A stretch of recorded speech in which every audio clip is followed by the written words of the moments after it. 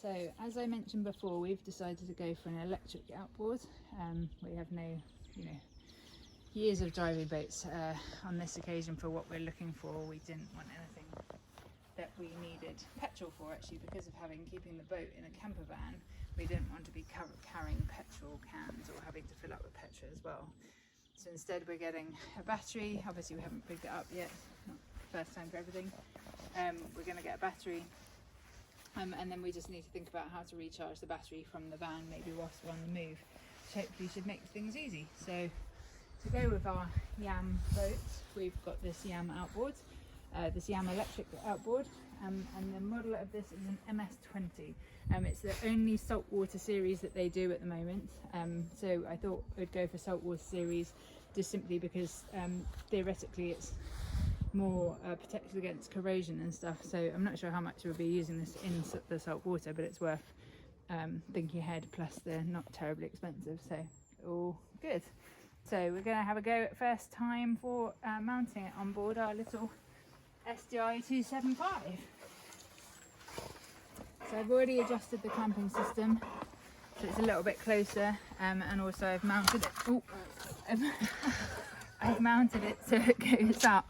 So, and I've got to think about making sure it's roughly in the centre on the transom, so on the back of the boat.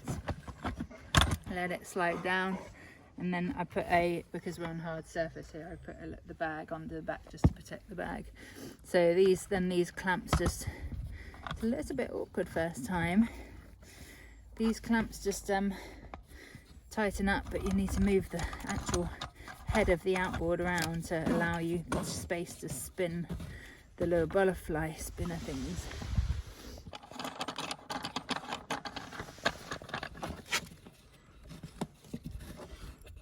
Make sure they're nice and tight because you don't want it dropping off. I know I said it wasn't particularly expensive. It is expensive. I'm only comparing it to a petrol outboard cost, so everything's expensive if you put comparisons on it. So that is our electric outboard mounted. Once it's up and running, just these two end connectors. Obviously we'll take it apart. We'll connect to the battery, which will be in the deck of the boat, on the floor of the boat. I think I'll get a waterproof box for the battery. That seems like a sensible idea. And then there's a latch under here, just to drop the engine up and put the engine down. Really simple mechanism, or lift the engine up.